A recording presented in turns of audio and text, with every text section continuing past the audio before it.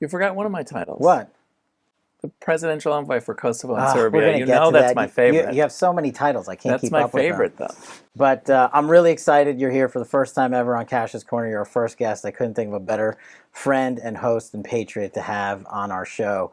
Well, look, we're going to talk about your tenure as Director of National Intelligence. We're going to talk about your tenure with Serbia-Kosovo relations. We're going to talk about it in Germany, Nord Stream, and so much more. But what I want to start with is I want the audience to know who Rick Grenell was before the Trump administration. What were you doing?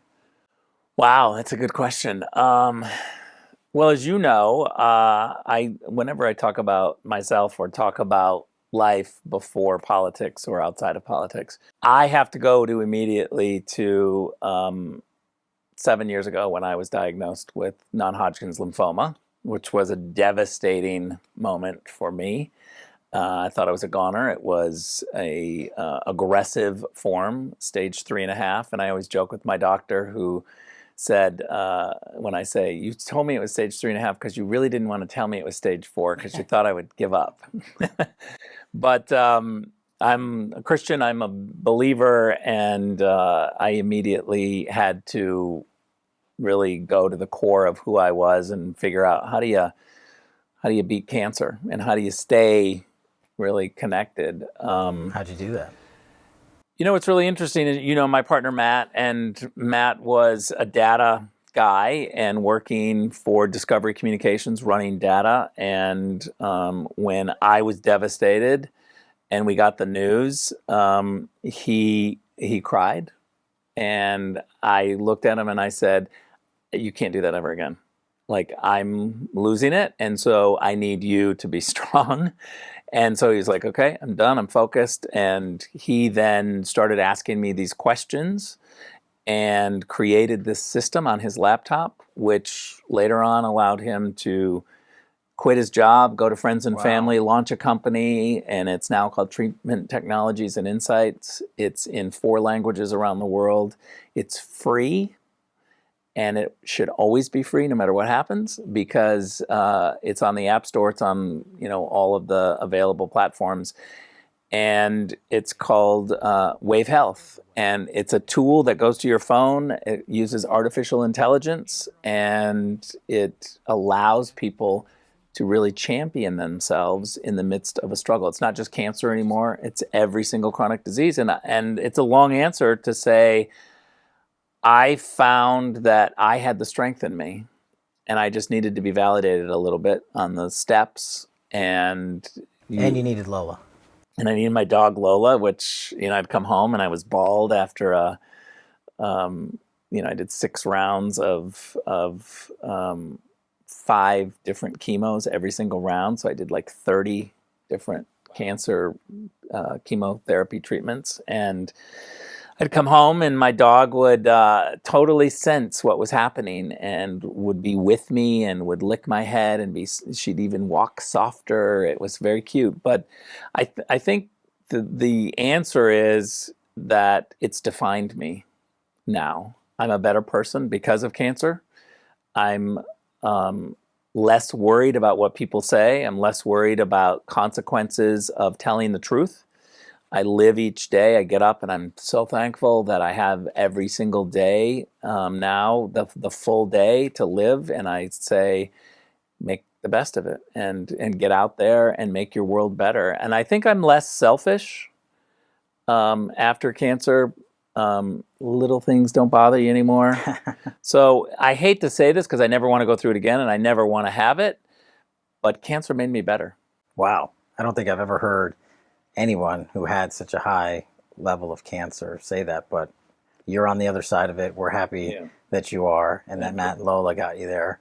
Yeah. And I'm sure a lot of that you used in the conversations we're going to have when you were serving in the Trump administration. But right before the Trump administration, I think what I know about you, because we're good friends, is your tenure at the State Department that preceded all of that gave you such a robust international foreign policy experience over at the UN. What were some of the highlights from that? I think it was 8 years at the UN, right? Yeah, right. And, you know, nobody stays in political jobs for 8 years. Yeah, how'd you do that? Why did you do it would be for the real question. I didn't plan on doing it, but I got appointed. I always have to say, Ari Fleischer, who was the White House spokesman at the time, my friend even before that, and we worked on Capitol Hill together, he was a big champion of mine and getting me into the Bush administration. So I spent 8 years up at the UN as the American spokesman, serving 4 different U.S. ambassadors. I got to see a lot of what ambassadors do, and I got to see what works and what doesn't work. Well, so like with the UN, a lot of people aren't UN experts. They kind of know it's in New York City. What would you say to our audience that basically, what's the one best thing you learned about the UN and sort of the one worst thing at the UN in your time? So let's start with the worst, because there's so many. First of all, the UN does not function well if America is not in the lead, no matter what programs. UNICEF, World Food Program, all of the programs that are what we call specialized agencies. The actual UN, the Security Council, the Secretary General's office, all of that is, I think, broken. And it's broken because one thing that I learned is that the UN community, the world community, tries to assume that countries are equal. I actually believe people are equal. People, of course, are equal, but countries are not equal. Some countries are better than others, and I think that's okay to say. And so what I would say to you is that what I learned at the UN is that the world community wants us to believe that countries are equal, and therefore you shouldn't make disparaging comments about other countries. You should treat everybody that's a country the same. And I don't think that that's true. So that was a big awakening for an American who I think goes to the UN, and we already know countries aren't equal, and we don't assume that, but the outside world does believe that. Yeah, and some people might say that's a little not popular to say such a statement, but I think I agree with you. Countries, in your vast experience in intel and foreign policy and ambassadorships, you have to know countries aren't equal. If you treated them equally, we wouldn't get anything done. Yeah, and when it comes to America First, what's interesting is that, in my 8 years at the UN, every country thinks of themselves first. I've been in thousands of diplomatic meetings and one-on-ones, bilateral, multilateral settings, and I've never been in one where the other side doesn't ask the United States to do something for them. They're always saying, "Oh, this is what we'd like from you. This is what we think you should say, do for us."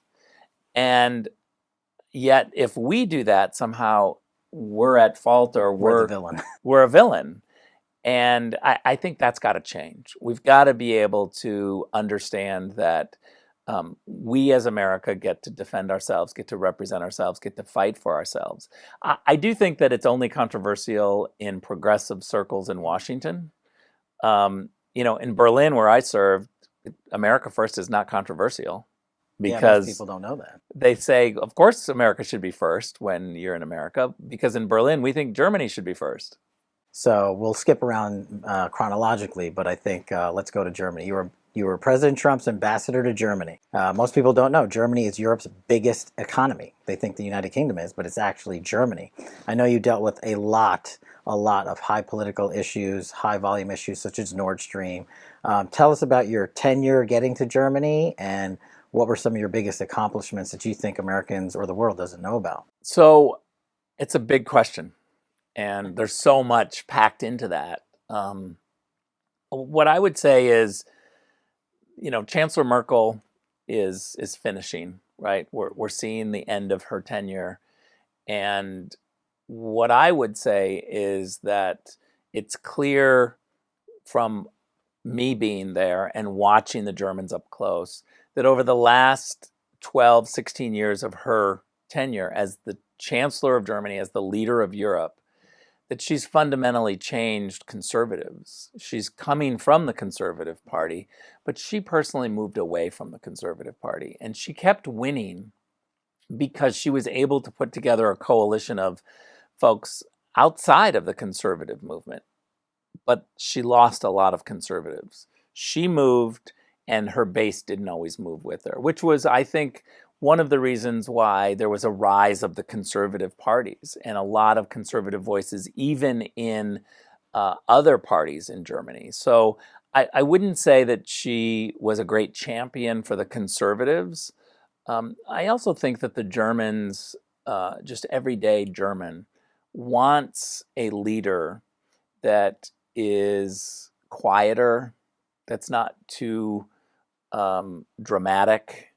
And I think they have a special history with a very strong leader, obviously, and so they're frightened to go in that direction. Um, and so what that means is they want leaders that are understated, that are, I would say, a little more stoic,